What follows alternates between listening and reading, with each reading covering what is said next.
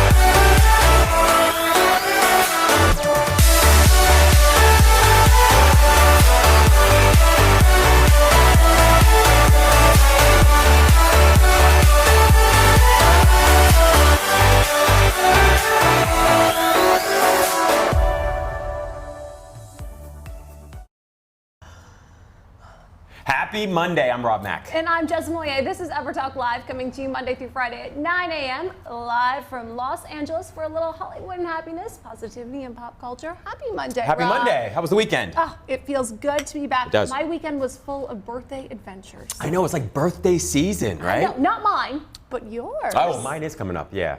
I'm gonna be 21 again. Unbelievable, yes, again. It's amazing, I just love being 21. It's the Sagittarius season, Yes, right? it is. Some of my best friends are Sagittarius, so we were celebrating Friday with one friend, Saturday with another, and then Sunday with yet another. And I went to an escape room. Have you ever been to one of these? I have not been to an escape room, but I recommend them to all my clients. Did you go? Oh, yeah. So fun. And I'm shockingly very good at Really? this. Oh, absolutely. It was Jumanji. There was like 3 different rooms. I had to hold up a secret map and the lights reflected into a code. And we had to yell it at a hippo. I mean, it was wild. Wow, so that's like a team effort. Absolutely, a team effort. We, us old roommates got together. We did that. It was really so fun. much fun. Something different. That sounds like fun. I prefer like laser tag. Laser tag? Yeah, laser tag's awesome, especially with kids. You play laser tag with kids? Oh, No, fun, I have not. But we ended with champagne, so that's much more my vibe. Oh, yeah, I know. Champagne vibes, Jazz. I feel you on that. Absolutely. Well, we're really excited to welcome our very special on this happy Monday. Good morning, everyone, back in the studio. Good morning. Hello. We're so happy to have you here. We're talking holiday hair from home today with Dina. Good morning, Dina. Good morning. So we want to know, how do you wake up and stay woke? What's your morning routine like? Well, my morning routine, I like to start every single day with intention. So I usually set 5 things that I plan to accomplish that day. And my best thoughts are usually in the morning. So I like to dictate my thoughts into the notes. It really helps me get clarity and capture the things that I was thinking that I forget sometimes to put down and put into action. Fantastic. So what's on your list? What are the 5 things that you have planned for the day? Today is to plan on, well, you don't want to know my list. I'm a mom of 3 boys. Let's save that one. Each boy is probably a whole list, I'd imagine. Christmas is coming. Let's put it that way.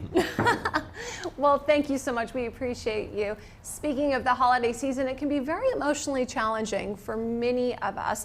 We've got Adriana Arlington in the house. Good morning. Good morning. So tell us, how do you wake up and stay woke? What's your morning routine like?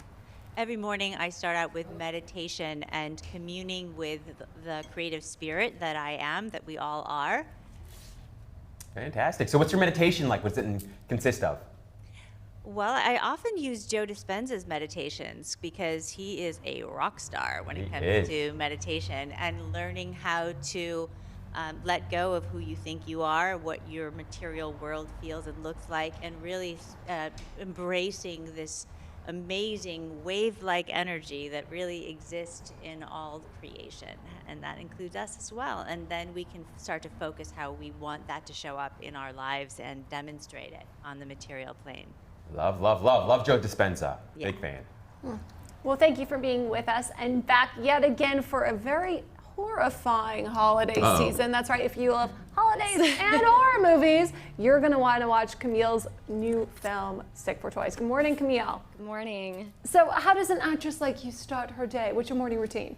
I start with meditation as well, and I do a lot of Joe Dispenza meditations. When you're saying that, I was like, yes. So I start with meditation. I think it's so important for me to start with stillness and to really, before I pick up my phone or do anything, to start in meditation, and then I write down what I'm proud of every morning and what I'm grateful for and my intention for the day. And I do that at night as well.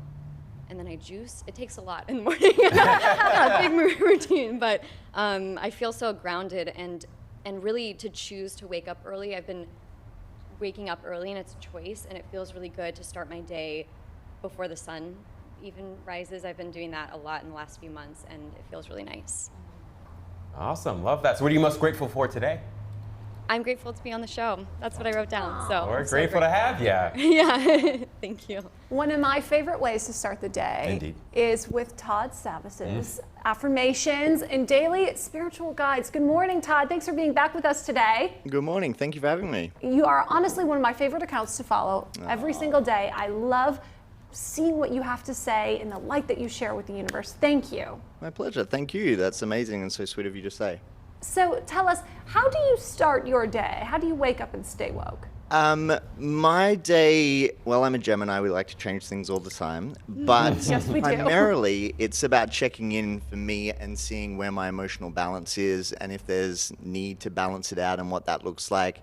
And then it's really just communing with the universe. So from that, you sort of get the sense of what needs to be focused on, whether it be aligning worth and value or if it's stillness or breath. But it really is more so like a collaboration with the universe for me in the morning. Fantastic. Boy, we've got a dream team crew here, right? Absolutely. All the puns intended, because we've got Tanisha Warder in the house. She's the author of The Big Stretch, 90 Ways to Expand Your Dreams.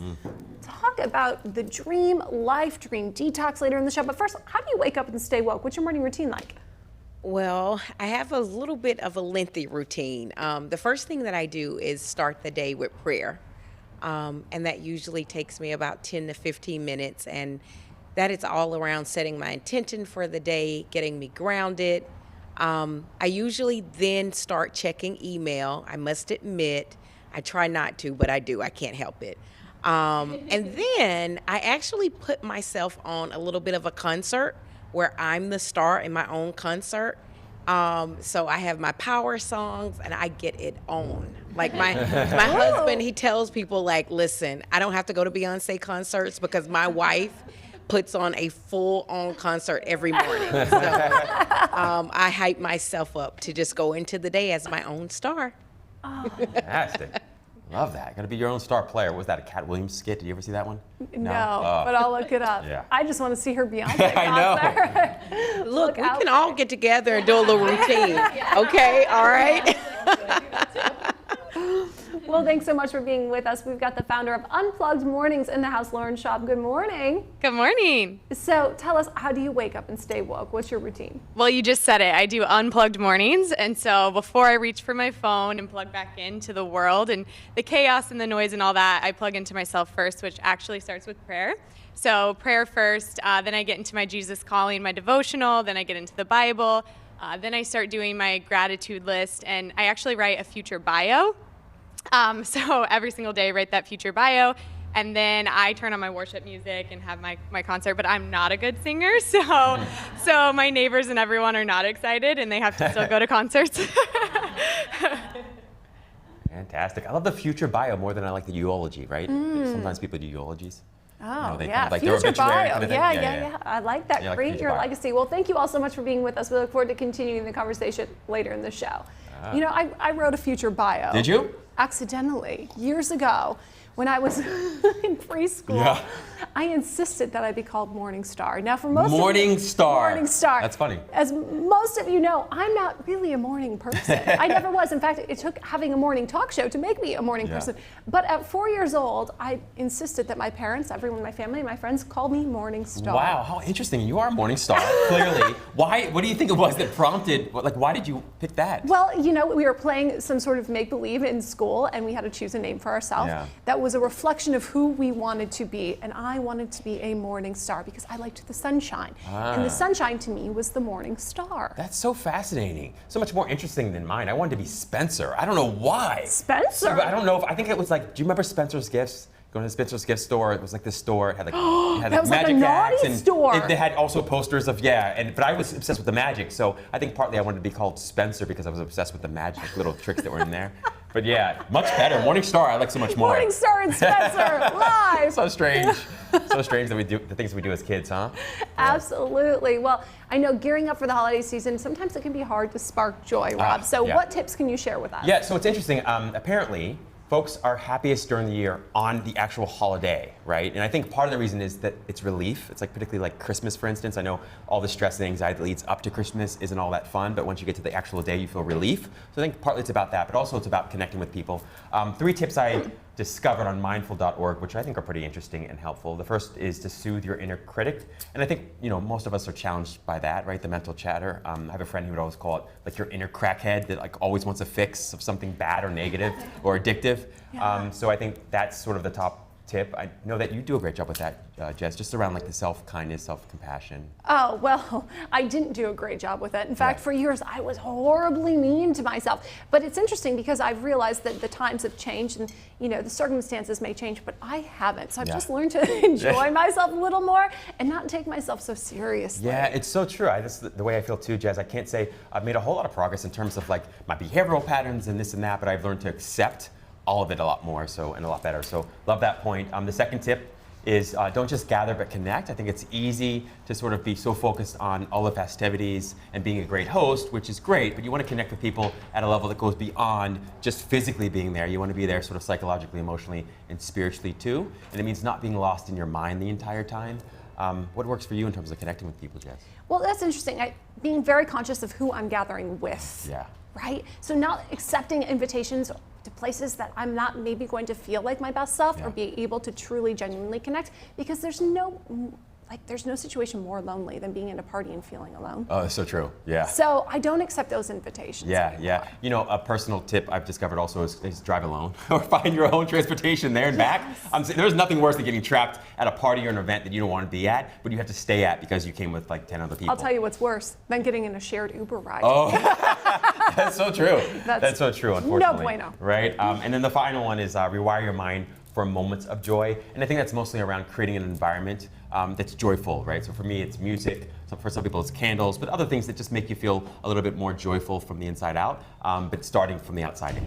So what works for you, Jess? I know you're good about this, I think. I've noticed that you're really good about like just setting up your environment in ways that's conducive to happiness. Oh, absolutely. I love the scent of cinnamon. For Cinnamon, some reason. yes. I really like those cinnamon scented like pine cones and nutmeg. And then vin chaud, or some people call it mulled wine, right? Oh. Setting the mood, setting the tone, sometimes whether it's holiday music or a good movie, and more importantly, dress the part. Oh man, You I know agree with me, that. I always wonder, what am I gonna It's so wear? true. Even if that's just for a night in, I'm thinking, what do I wanna cozy up in? What fun little holiday socks can I put on? I underrated that so much as a child. Like my mom would, like I said, she'd iron my socks, she'd ironed everything, and we always had to come like we had to come dressed to everything. And as a kid, I wasn't irritated by it, but I always thought, man, it feels like a lot of work. And then as I got older, I realized how incredibly helpful it is because when you look good, you feel good, right? Oh, absolutely. Moms, we want to see Rob's Oh, dear God. We don't want to see old those. school holiday No. looks. I had a sweatshirt that had a Rudolph in it, and it actually had a light. Now, if any of you remember having that sweatshirt in the early Oh my 90s, gosh. hit me up because I would love to get that one back Wait. for an ugly Hollywood Christmas What, party. did it say that up, or you had to push a button, or like push it? Yeah, there was a switch on the inside of the shirt, and it just had a nose that blinked. It was great. Oh, I'm so afraid of past pictures. I don't like looking at anything in the past. It's ridiculous. Well, moms, please accept this challenge and send in some of our favorite holiday pics. Awesome. We want to share them with you. Right? Absolutely. Well, let's continue on with our very special guest today. We are going to kick it off with Sick for Toys, Camille Montgomery, so be sure to stay tuned. We'll be back with more on EverTalk Live. To stories of people changing the world, EverTalk TV, the Netflix of talk.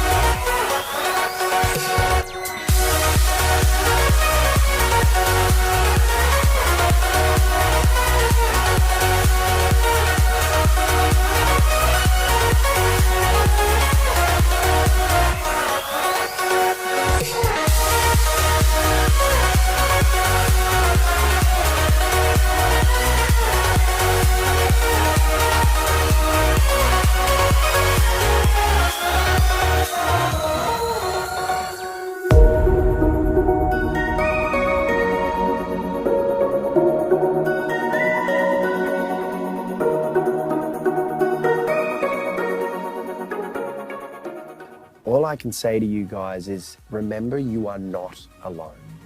It's that simple. Just keep remembering you are not alone.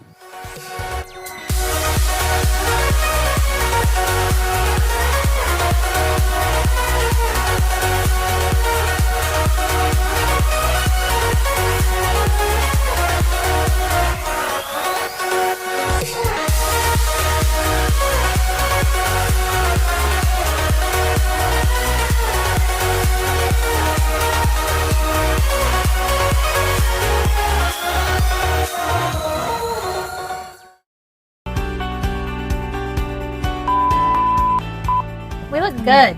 No, you look good. All of us. We are so hot and humble. You know me, I gotta follow the light. Yeah, girl. It's all about that light. I saw that light over there. I said, this must be my light. What are we doing? You laugh, you story. Our producer's messing up the set. Security. Thank you. That was awesome. I was like, are we going into infomercial already? Where's the 1-800 number? I don't know how we need to have these bloopers. Well, there you have it. Yes. You guys can binge watch all of our episodes on upgradeyourlifetv.com and on the EverTalk app. Bye, guys. Bye. EverTalk is #community powered, so we are excited to offer you a free 30-day subscription to explore the talk shows that will bring you timeless entertainment and evergreen conversations that will inspire, uplift, and empower you anytime, anywhere at EverTalk TV.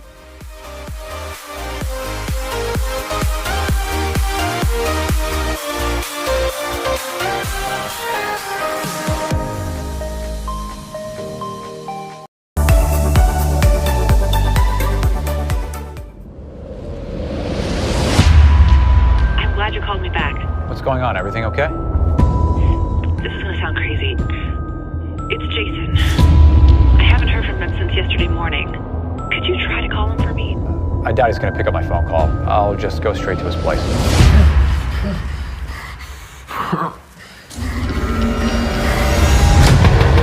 Jason! You in there? Nothing's out of place. His computer was still there. What about his car?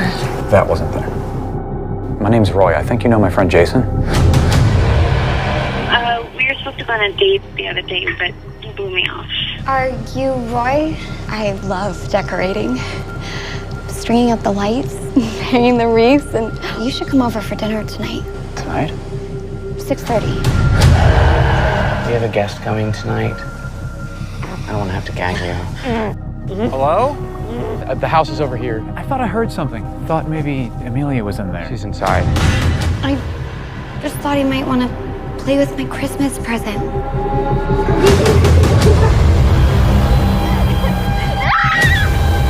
I just want to go home. As long as I give him medicine, you'll be able to play with him a while longer.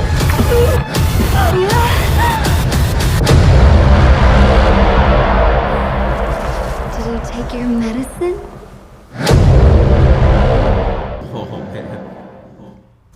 Whoa. You look so sweet and innocent. Well, no, I'm just kidding. So, starring in Sick for Toys, Camille Montgomery is with us today. It's so interesting, holiday and horror. This isn't something typically we see come together. Yeah, it's true. It's definitely was a unique experience, and when we filmed it, it was actually right after Christmas, so we had a really long Christmas. Our Christmas was about a month long, so it was really nice to experience that and to see this time that's so joyful, but also brings up a lot of trauma to a degree, which is what the film's about. A brother and a sister who experienced a lot of trauma in their childhood, and because of that, each year the brother gets his sister a toy, and it's a person. Oh, wow. Which is very, very disturbing, yeah. Yeah, you know, normal family life. No, I'm just kidding. Not That's at like a all. really fun part to play. Yes, it was so much fun to explore. And I did a lot of research, and because Amelia, she is almost like a child. She's developmentally, because of all the trauma she experienced, she has a very childlike mind. And that was really exciting to explore, because I think too, as adults, we we don't explore that childlike part of ourselves. We push that aside, and to delve into that was really, really fun and scary to a degree with what she's been through. So how do you do that? Do a lot of research. That's actually what I love, doing the research. I read a lot of books. I watch a lot of movies that have similar experiences. And no, but how do you tap into your inner child? Oh, my inner child. Yeah, not on screen, like yeah, you as an artist. I spent time remembering what it's like to be a kid, and I would walk around during the day and just allow myself to be childlike. I think when you're a kid, you're more free in your behavior and your thoughts, and when something happens, you respond. I think as a kid, you don't think about things as much. You respond just immediately. And I allowed myself that. So if something happened, even something maybe sad, I would laugh, because sometimes that's what is triggered. We're not just one thing as people. We are so many different things. So I allowed myself that a bit more in my own life, and I spent a few days where I would just do that. Yeah. I would walk around and I would be Amelia, essentially, and tap into that childlike nature where I'd laugh a bunch and play and give myself the freedom to explore that. So cool. I spent like the weekend doing kind of a version of that, where I was just walking around and sort of just trying to tap into more wonder and awe. Because you're right, like, I think sometimes we get caught up, particularly as adults, in like labeling everything and putting words on everything. Did you fall in love with acting as a child? Because it let you talk to us a little bit about that. Yeah. Yes, I did. I always knew I wanted to be an actor or a writer. I would write actor or writer when I was a kid, and you said, what do you want to be when you grow up? Because I think for me, and still to this day, I love exploring the human condition and just exploring being human and growing and learning. And that's what's so fun to me, to delve into these different stories and different parts of myself and different parts of humanity, and to explore that. And especially, I think, with this film and just in general, a lot of actors like to explore the shadow parts of ourselves, the parts that we tend to hide and maybe aren't as joyful and appealing to the outside world. Those are really exciting to explore. Grief and rage and all these different things that live in us, but we tend to shove them down. So to really look at that and give space for those parts of ourselves, and the joy, because it's all in there.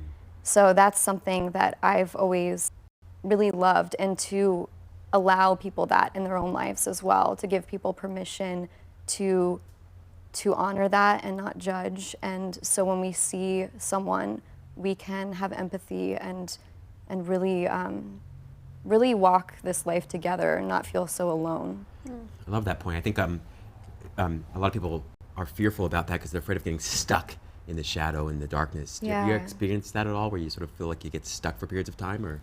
Oh yeah, of course. I've experienced that all throughout my life. So that's what life is. Yeah, on and off. And I actually saw on your show, Glenn Marston was here, and he reached out to me about a year ago about the Imperfectly Perfect campaign.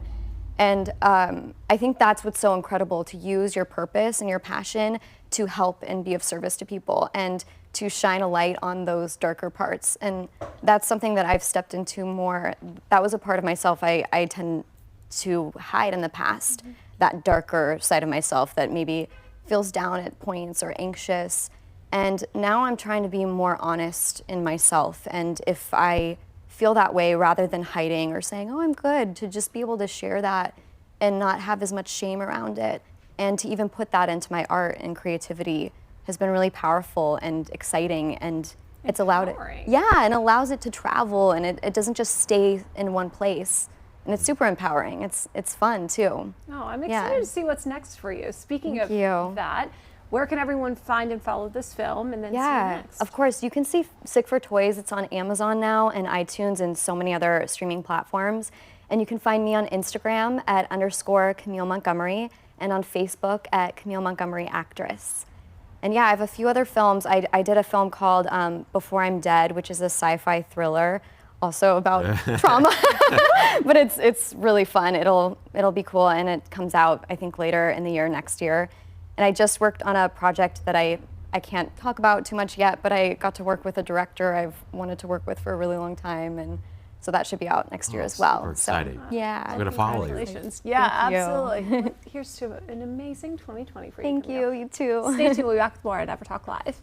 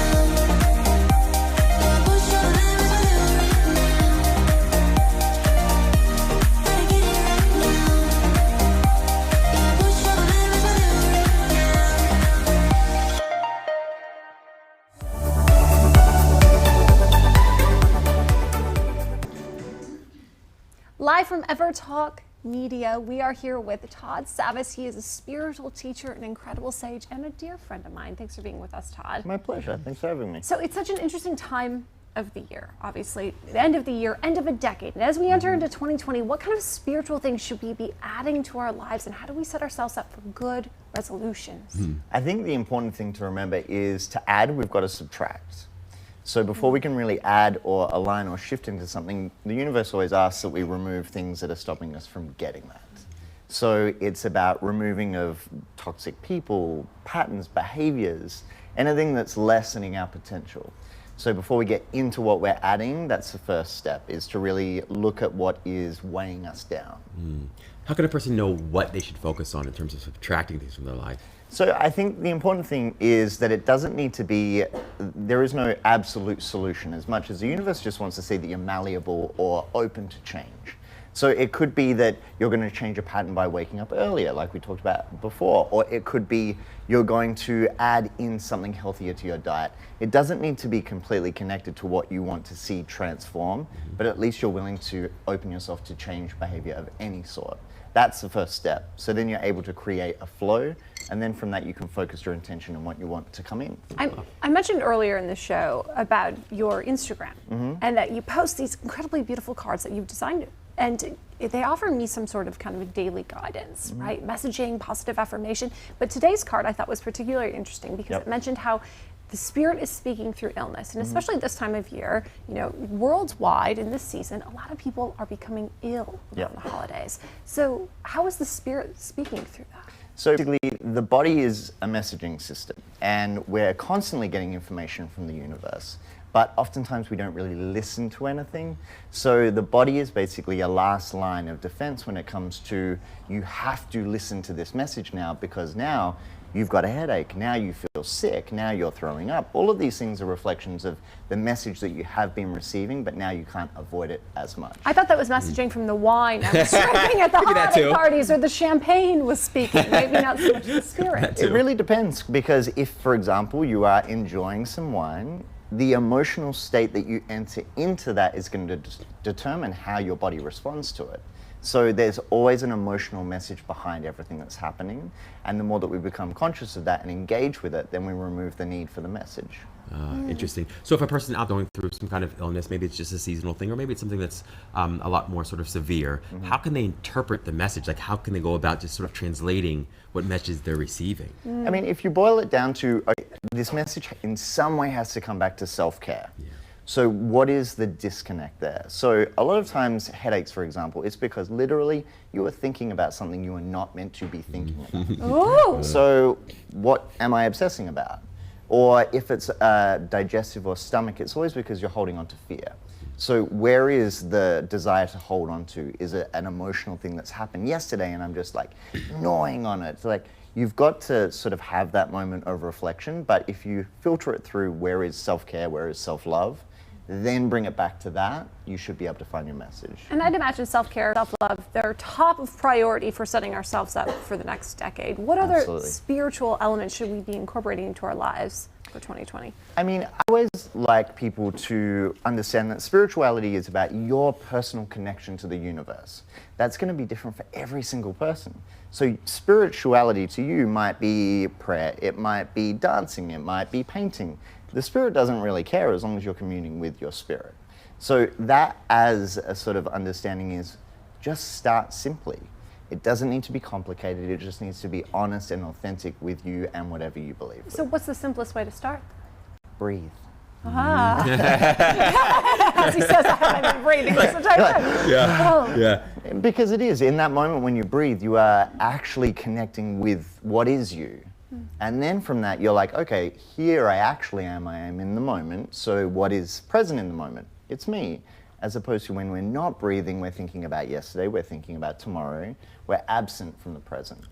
I just love that because I think sometimes I know that certainly in my life I've gotten caught up in the idea that spiritually is all about what I believe or about what I think when really it's about what I'm being and what I'm feeling. And your connection. Yes, exactly. And so really then if a person were to vet and say, I'm not really that spiritual of a person, but I want to do things that allow me to feel that connection to spirit or to source, what should they be sort of feeling for? Firstly, whenever someone says that to me, and it happens all the time, I'm like, no, everyone is spiritual. Yes. It's only our inner critic, our self-judgment, that would suggest that we aren't spiritual enough to even claim that term. But we are spirit, and we are connected spirit, so then therefore we are spiritual. That is always the first step. So from that point, it is just make it really simple and enjoyable. It can't be laborious because connecting with spirit should feel natural, it should feel like flow. And then from that, it could be breathing, it could be just taking a moment, it could be laughing. It really doesn't matter. As I said before, painting, anything that just feels expressive, because whenever we are in connection with our soul, we feel that rush of creation. So that's why often people resonate the most when they are painting or they're doing something creative, because it's in connection to our being. Well, I'd love if you offer us a little connection and guidance. I see you might have brought some cards with you today. I brought all the cards. All the cards, all the things. Okay.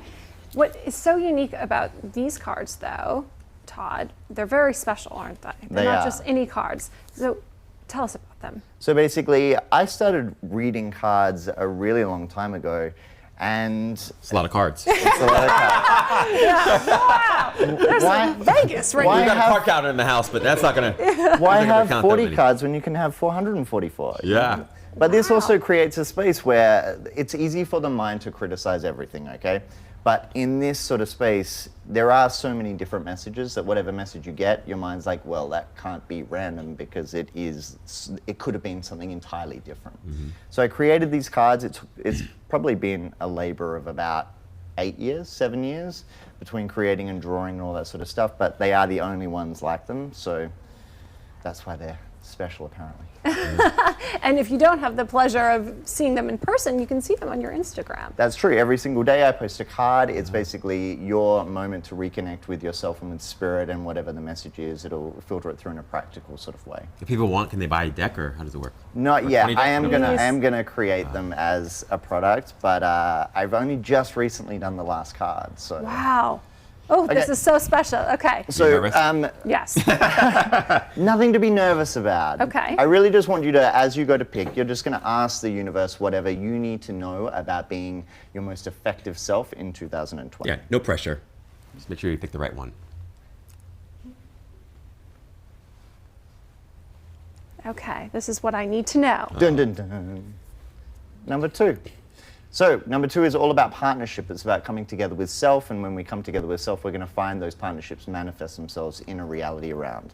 So basically, next year is about you romancing the concept of who you are, and then loving your life more, and then therefore becoming a space where you would then manifest that in harmonious ways around you. But it is partnership, it's collaboration, it's coming together. You had her at romancing. You do know that. It's like, I love that. Oh, thank you. My pleasure. Rob. All right. What does the Let's get in universe there. need to tell you? No, I feel like it's a lot right now. It feels like it's a And lot. it's all over your We only have holiday time to stuff. focus on one card at this point. Knew you were going to pick You know, that right? one. It's sticking out. I had to pick that one. Okay, you've actually got interfering people. Oh no! Oh dear. This isn't a bad some card in blockers. the sense that really this is asking you to not be concerned with the opinions of others. So for this next coming year, it really just feels as though it's about absolutely knowing why you believe what you believe, why you say what you say, and not letting other people's feedback, opinions, sort of divert you from where you know you need to be going for yourself. So it's really a harmonizing of understanding that people will have opinions, but you've never really needed their input in the first place. Love that. Fantastic. So when I say I'm right, I've got evidence now. Well, right and Just wrong kidding. are illusionary Yeah, too, yeah. but everyone's allowed to their opinion, Absolutely. but you don't need to be swayed by it. Love that. So Fantastic. true. Thank you for your time and your light. Please My tell everyone where pleasure. they can find and follow and work with you, Todd. Instagram at Todd Savas, so just my name. My website is toddsavas.com, and yeah, have a look at the messages. They resonate if they resonate, and otherwise they'll resonate a different day. Oh, fantastic. Love that. Stay tuned. We'll be back with more at EverTalk Live. Where can you watch the stories of people changing the world? EverTalk TV, the Netflix of talk.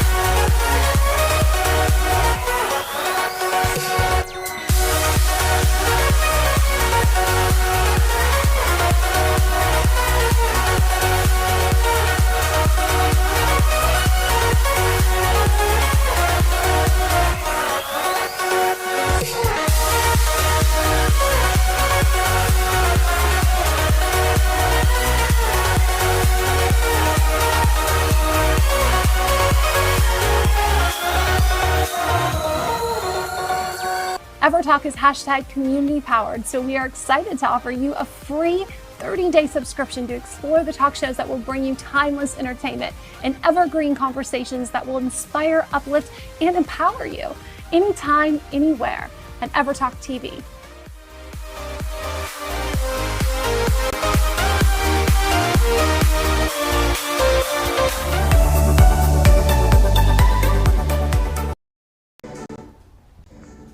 Welcome back to EverTalk Live. We are here with the founder of Families Unite for Recovery. Andrea Arlington is with us.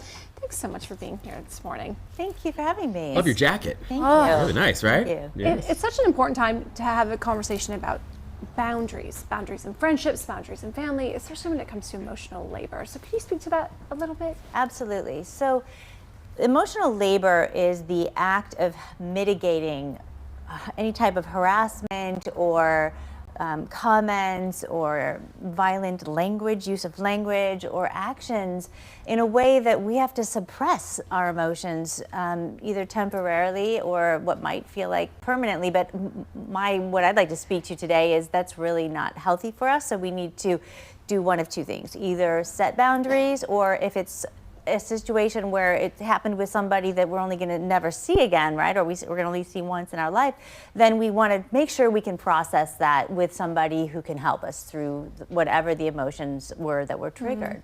Fantastic. So talk to us a little bit about the difference sort of between like suppressing emotion and like regulating emotion in a way that can be or lead to like a productive either conversation or at least to a productive setting of boundaries. Right. So when you're in a situation, for instance, like what I deal with, where there's mental health issues and substance use disorder going on, the last thing you want to do is trigger the person who's suffering, right? But you're having to suppress temporarily your reaction to it because it would be unhealthy or unwise to trigger somebody who's dealing with mental health and substance use disorder, because they'll go out and use or do something self-destructive. So we don't want to stuff for too long, right? We want to, what I teach my families to do is create it's a 5-step process that I take people through that leads to setting a healthy boundary. Oh, fantastic. Yeah. So what's the 5 steps? Okay, so the first step is to sit down and write the facts. The other day when you said this or did this, I felt such and such. Just the facts. So we don't use labels.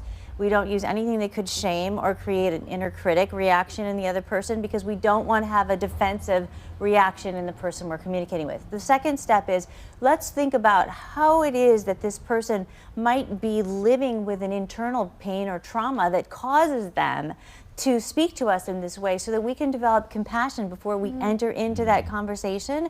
We don't want to just attack somebody because we feel we've been attacked, right? We want to practice compassion and kindness. So we write down those two things, what it was that happened and what that other person might be dealing with underneath that causes them to act that way. The third step is to make an appointment, because if we don't make an appointment and you were like I used to be, which was like if somebody did something, I was on it right away, right? And that never leads to anything positive.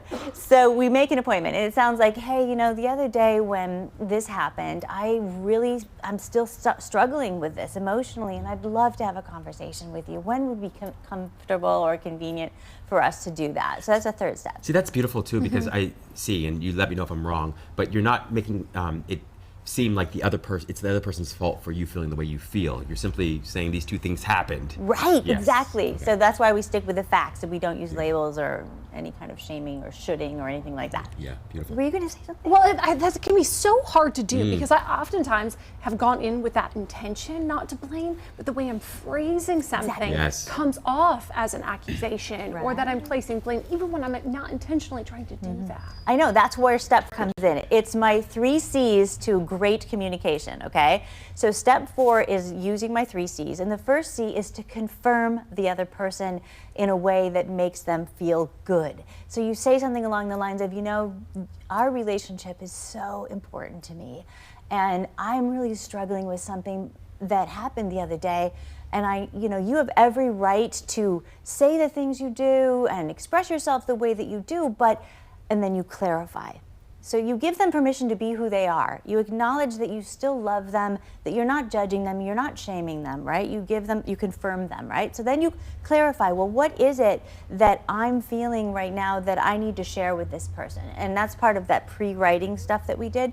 And you say something along the lines of, but I don't let people talk to me like that in my life. I don't let the adults in my life speak to me that way, because it really feels painful inside to me. And so what I'm asking, and then you're going to ask for a commitment, right? So that's your third C.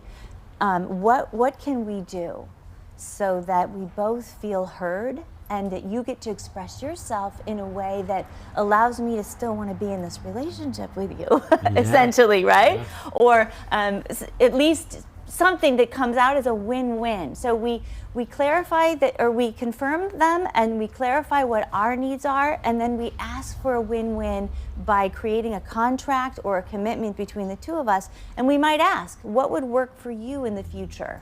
I know you must have been triggered, or you might not have said that to me.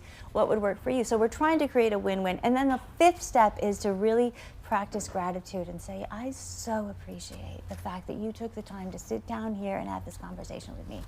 And it doesn't matter if it's your boss, your coworker, your lover, your best friend, whatever it is. Those 5 steps tend not to create defensiveness in people and still allow both people to feel heard. It's just fantastic. And this is a conversation I think, of course, incredibly important, particularly if you're dealing with addiction or abuse or any of those things. But also outside of that, just if you're an executive or a leader, or you just want to get along with people, it's really critical to know how to validate, normalize, and empathize, and then also enroll them in a way that they feel like a partner in the conversation. Exactly. Rob's a master at that. Oh, because I've been so bad at it most of my life, Well, that's exactly why I do what I do, because I was so bad at it. Yeah. I was terrible at this stuff, and I had to learn how to do it better. At one point, I didn't have any kind of relationship anymore with anybody that I cared about. It's also extremely helpful when you're wanting to be more persuasive or influential with people as well, right? So a lot of executives, they want to increase their executive presence, and they can do a milder version of this with people, anywhere. Yes, exactly. Yeah. Fantastic. Please tell everyone where they can find and follow you and learn more about these incredible techniques. Okay, great. Yeah, I'm on Instagram under Andrea Arlington, and my website is Families United for Recovery. Fantastic. Thank you so much. Happy holidays. Thank you so much for having me. Stay tuned. We'll be back with more on EverTalk Live.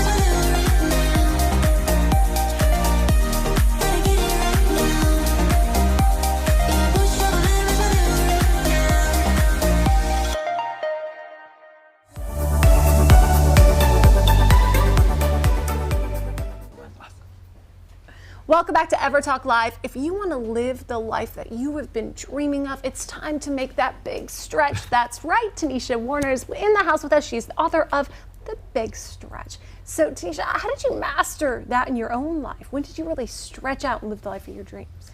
Well, it started 16 years ago. I started my career at IBM Global Services. And for my grandmother and my family, I had arrived. I landed a really, really good job after college. I was making a really good salary. And about year 3 at IBM, I knew I had a problem. And the problem was I did not like what I was doing. I wasn't fulfilled at all. And I ended up staying there 2 more years. So after about year 5, I used to have this routine where I would call my mom every Sunday before going into work on Monday. And every Sunday I would just dump on her. I don't want to go, I'm tired of doing this. And then one day she said, listen, if you don't like your job and you're not happy in your career, do something about it, but you can't call me anymore on Sundays. She's over and so, it. yeah, She's that was over it. like my disruption of, it wasn't normal. So it was my disruption of just craziness, but it was a good disruption because that kind of started me on a journey to think about, well, what is it that I'm passionate about? So to answer your question, my first big stretch, I ended up leaving my cushy corporate job and I moved to New York City with 2 bags, a Bible, and a lot of dreams. And I didn't really know anyone at the time, but fast forward, I ended up landing an opportunity that I was passionate about and working my way up another corporate entity. But that was my first really big stretch, like moving to a city, not knowing a soul, not knowing how things were going to turn out, and just being courageous enough to walk away from what society and my family expected of me. It's a big leap, really big leap. I mean, It was a big one. New York City is a hard place to survive when you do have a good, like big corporate cushy job, but when you don't, it's even more difficult. How did you sort of find your way or navigate your way through that sort of darkness and sort of, you know, new space of not knowing exactly what you wanted to do? Well, one of the most powerful things that I've found you can do when you want to think about what it is that you would desire to do towards your passion is being willing to volunteer. And so when I originally got to New York, I actually volunteered at a company called Rush Communications. And Rush was sort of on the forefront of entertainment. Def Jam was a part of it. Baby Fat, Kamora Lee Simmons was one of the leaders that was there. And that opportunity to volunteer, I really stuck out because most of the people that were there were creative or entertainment, but then you have this corporate girl. And I ended up doing a lot of corporate deals between the brands that wanted to work with pop culture and hip hop, but I was the one who sort of had the corporate background. So I went from being a volunteer to general manager of that company within 1 year. And so some secret sauce that I would offer is like if you're going after a big dream or you're wanting to even discover what could your passion be, do not underestimate the power of volunteering. But it also requires a little bit of dreamer detox. Yes. That's Explain what that is. Yeah. Yes, so a dream detox. So by now I've created a platform called the Dream Project and I've spoken to over 180,000 dreamers. And there's a universal blueprint. Usually you have an inclination or an idea that you want to do something. You have this dream in your heart. I talk about the importance of, in that very beginning phase, it's important that you do a dream detox. And that's making sure that you prepare your mind, body, and spirit to go on this dream journey for the long term. So the first is mental, really paying attention. What are you feeding yourself? Are you acquiring knowledge that will support you in this dream? From a mind perspective, making sure that there's a lot of positivity that's going in, because you're going to need to pull from that in times where you may have doubt. And then spirit, making sure that you have a spiritual practice that supports you in having the faith that you believe that you can do this, that you believe there is a higher power that you can partner with. And then there's a part of the dreamer detox where you have to identify who's with you in this dream. Who are your dream champions? You know when you've been in the presence of a dream champion because you walk away feeling, you know what, I got this, I can do this. But then there's something called dream bullies. And dream bullies are individuals that when you walk away, you just don't feel, you know, maybe I can't do this. And oftentimes when you hear the word bully, you think this is someone who is intentionally trying to give you harm. That's not always the case. Sometimes your dream bullies can be the people that are most close to you, your family members, people that want to protect you from going out on a limb and going outside of your comfort zone. They're scared that you may harm yourself. So I tell this story all the time. My best friend in the world is my grandmother, but she is also my biggest dream bully in the world. And so I've had to understand how to navigate when I have a big vision. Who do I share that with? And although my grandmother is my best friend, she's not the person that I share my dreams with, because I know she's not going to reflect back to me that, hey, you can actually do this. Instead, she's going to go in a protective mode. I don't think you should do that. I think you should play it safe. I think you should stay on a good job. But that doesn't support me in expanding and stretching to become the best version of myself that I want to realize in this lifetime. It's fantastic. And it's a good point too, because you're right. You know, there are certain people in our lives that we continue to love, but we have to be very selective about in terms of, you know, sharing our wins or successes or even failures with. Yeah, fantastic. So talk to us a little bit about the book. When people pick up the book and they buy the book, what else can they expect to get in the book? All right, so the book is The Big Stretch, 90 Days to Expand Your Dreams, Crush Your Goals, and Create Your Own Success. I've kind of taken the blueprint of 180,000 dreamers that I've spoken with, but also iconic dreamers that I've interviewed. So Magic Johnson is in there, the founder of Rent the Runway, Jennifer Fleiss, Christine Kane, even the founder of the Me Too movement. And after interviewing all of these people, my goal was to give individuals a blueprint to jumpstart their dreams. So it's a 90-day action plan. Each week, you're going through different phases of the dream process. Phase 1 is all about dreaming. That's where I'm going to encourage you to tap into your childlike wonder. We don't give ourselves enough time to imagine. Phase 2 is design, and that's really putting a blueprint and plan around the dream. So we can sit here and dream all day long, but at some point we have to have an infrastructure and plan around that.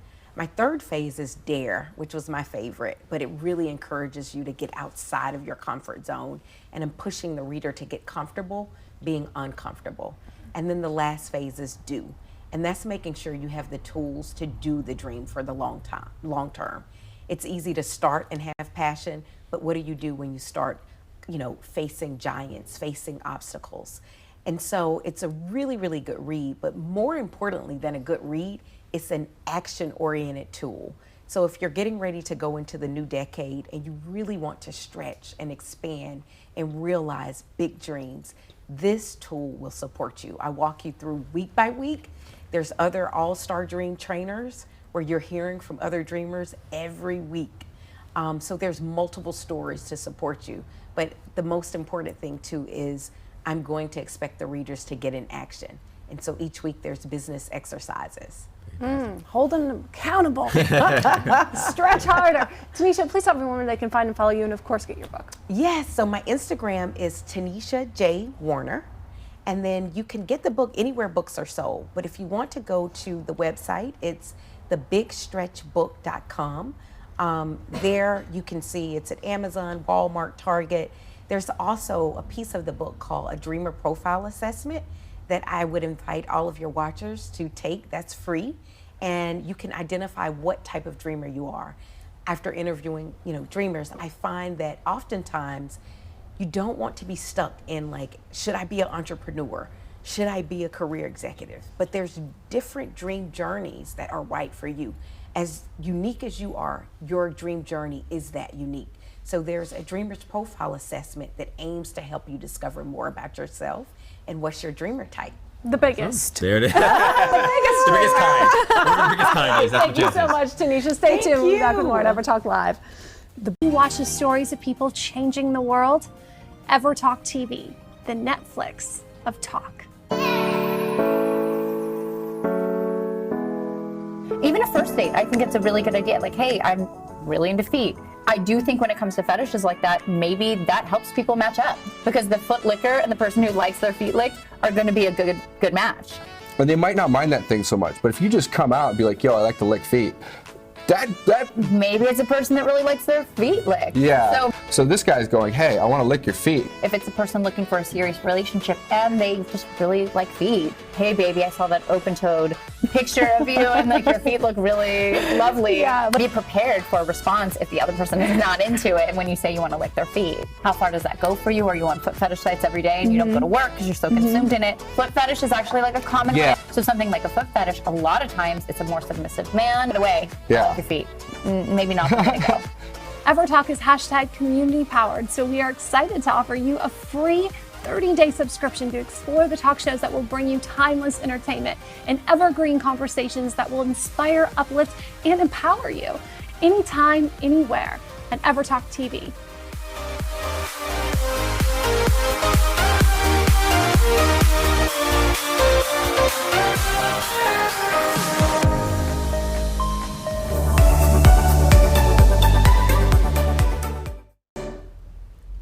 Live from Los Angeles, welcome back to EverTalk Live. I'm so excited to welcome retreat coach and a personal friend and the founder of Unplugged Mornings, Lauren Schwab, to the show. Thank you so much for having me. Thanks for It's coming great. in. Yes. So Lauren, what is an unplugged morning?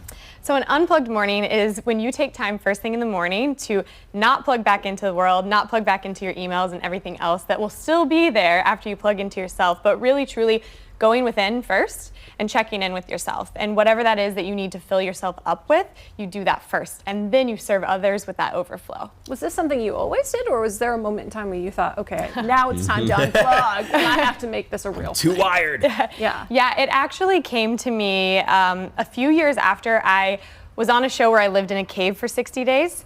And so I didn't know then. You were on a show and you lived on a cave? Pause button. Yeah.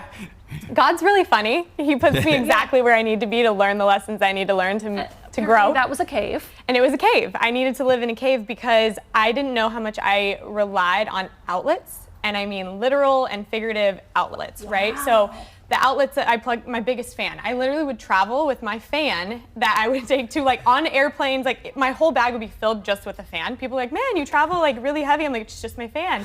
But I had my fan. Wind? Yeah, no, the sound to sleep at night. I thought I had You to always get have that it. Baywatch look. Yeah, exactly. Exactly. I know, where's my fan? No, but then my NutriBullet and my curling iron, just all the things you plug into your phone, your computer, whatever.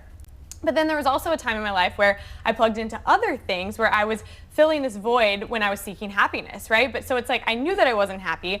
So I was like, well, if I plug into alcohol or drugs or relationships or whatever it is, well, then I'll just like forget for a little bit and I'll wake up tomorrow and then it'll happen all over again, right? So I realized that in that time that I could actually unplug from every single outlet and just plug into one outlet, which was me. And that was the internal outlet versus the external outlet.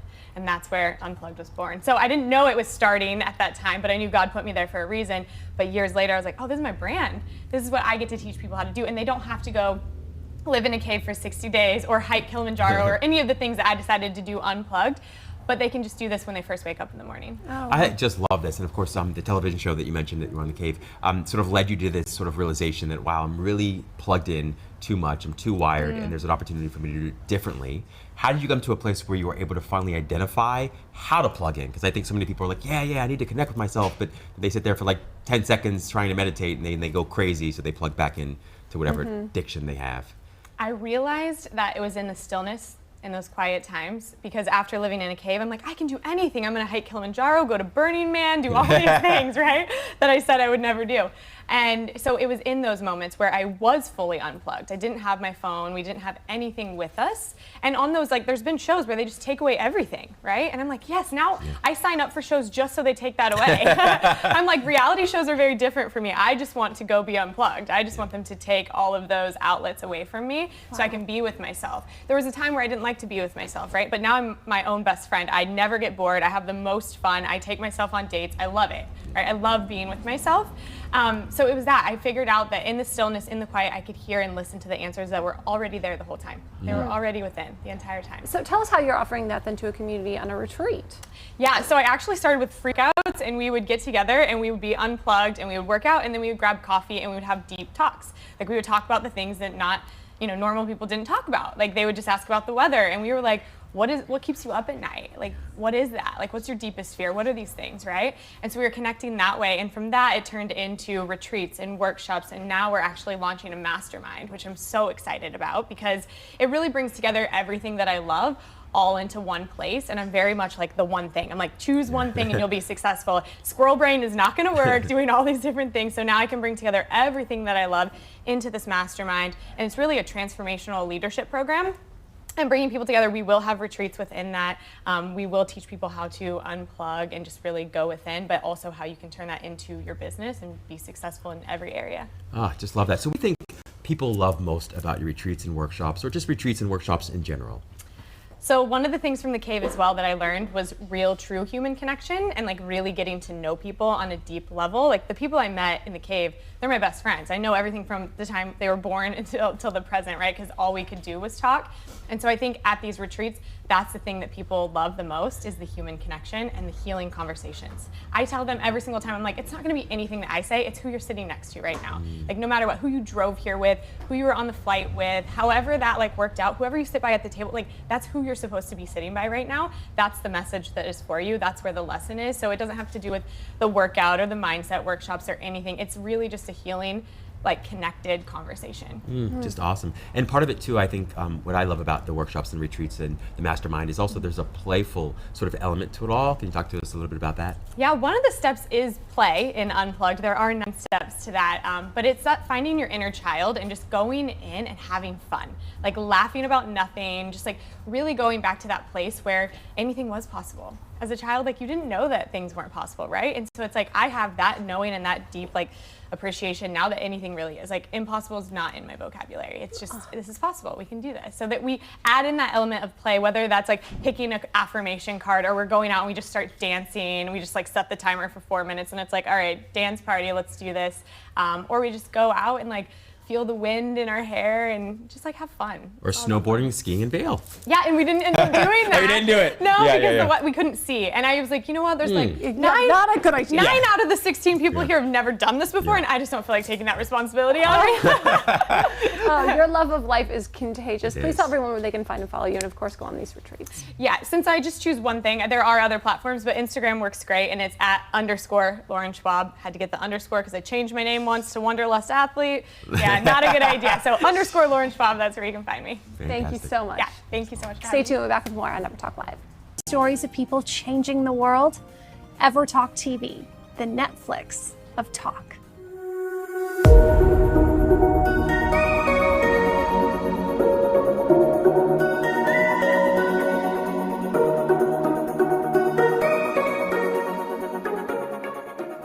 All I can say to you guys is remember you are not alone.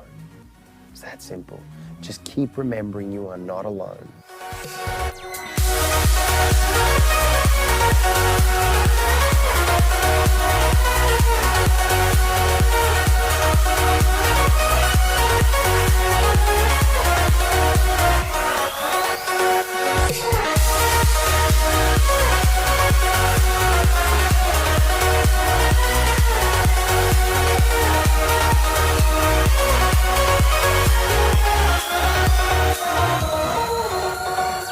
EverTalk is #community powered, so we are excited to offer you a free 30-day subscription to explore the talk shows that will bring you timeless entertainment and evergreen conversations that will inspire, uplift, and empower you anytime, anywhere at EverTalk TV.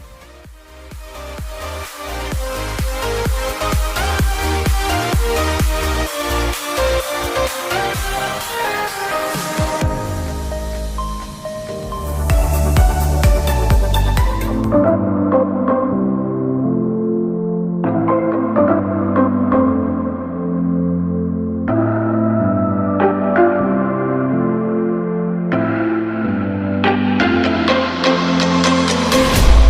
follow me to a secret place where only the moon can see.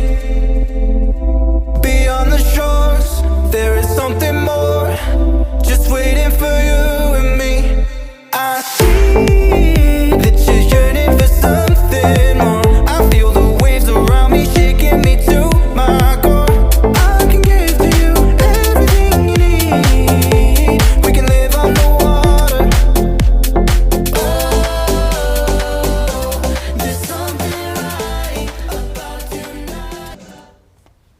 Welcome back to EverTalk Live. We are here with hairapist. That's right, the term hairapist. Gina, thank you so much for being with us today. You're welcome. So how do you define a hairapist? A hairapist. Well, we make people look beautiful on the outside, but we also have a lot of information about them on the inside that we keep secret. It's true. Yes. Sometimes seeing my Makes them feel hairstylist better.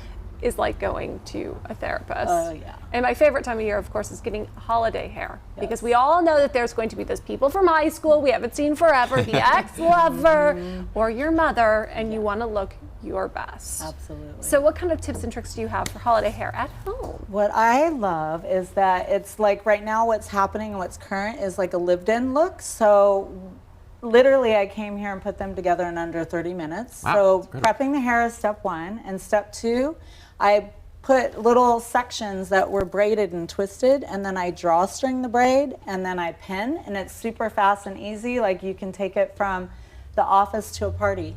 And by Yeah. just a few twists and a few pin, I know that sounds super like more easily said than done, but it truly is simple when you separate the hair in like 3 different braids and then pin them all together instead of trying to pin the whole section. Of Well, the and hair. it's nice that you say lived in, because then it's like a little undone, a little messy.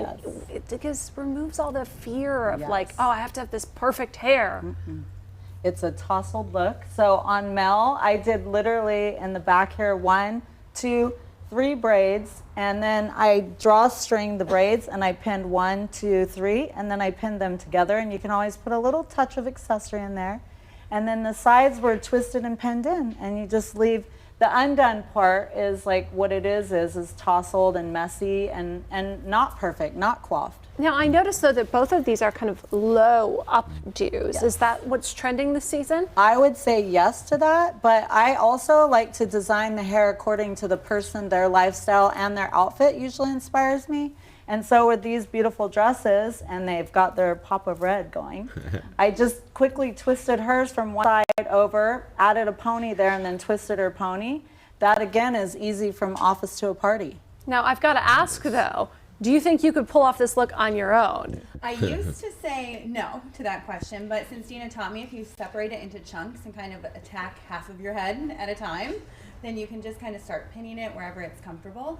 And as a mother of 2 kids constantly running around, I love that this lived-in look is what's trending right now. And the more you dance all night too, if the hair falls out, it's fine. Okay. That's It's tousled. It's awesome. Yeah. And the good thing is it goes along with the cuts and the color. It's almost the lived-in, it's fitting right in, where it's the same with, we did a balayage on Ashley, and it grows out really subtle where she doesn't have to come in to the salon every 3 weeks. She can go 3 months. Oh, super cool. Can you do the drawstring thing from the back yourself too, or no? Really? Because really you pull it to the side and you take one hair after it's all braided and you find it literally like a string and you draw. Like I could take my hair and make it fuller by just drawstringing. Wow. Or curl. Look at that. Right? I know. That's pretty incredible. Outside? Magic trick right there. You were talented. I bet you can't do that with mine. Oh no. I could try. You can try. There's all kinds of tips and tricks. And I know that this is one of your favorite tools by Bombay Hair, correct? So Bombay is an excellent company, and what I love about this that I think everyone should have, instead of 3 irons, it's 1 iron with 3 where you change the adapter on it, and it's literally a twist and a click. So if you want a looser wave, you go with the bigger iron, and if you want more texture and a tighter curl, you go with the smaller. But the beautiful 3 options right here, and you don't have all that counter space taken up by 3 irons. It's 3 in 1. That's genius. Yeah, it's gonna help my sister out and my mom a lot.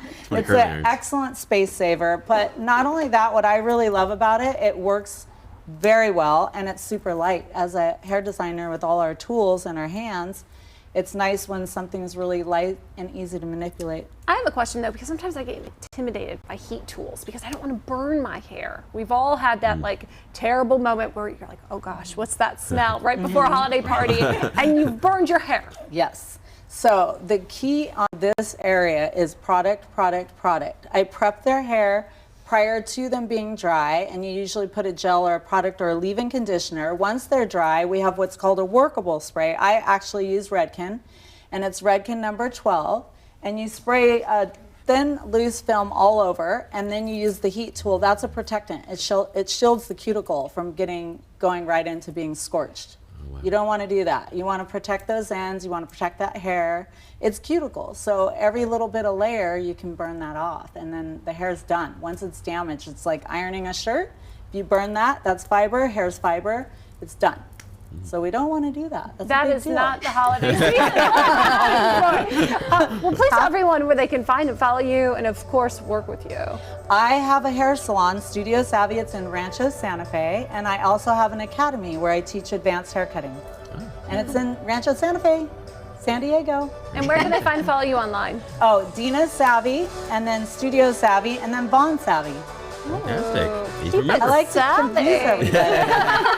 Thank Lots you. of options. Ladies, I love your holiday looks. You look beautiful. Thank you. We are EverTalk Live, coming to you Monday through Friday at 9 a.m. for all things little Hollywood and happiness. That's right. Thanks for tuning in. Have a great day on purpose. Happy Monday.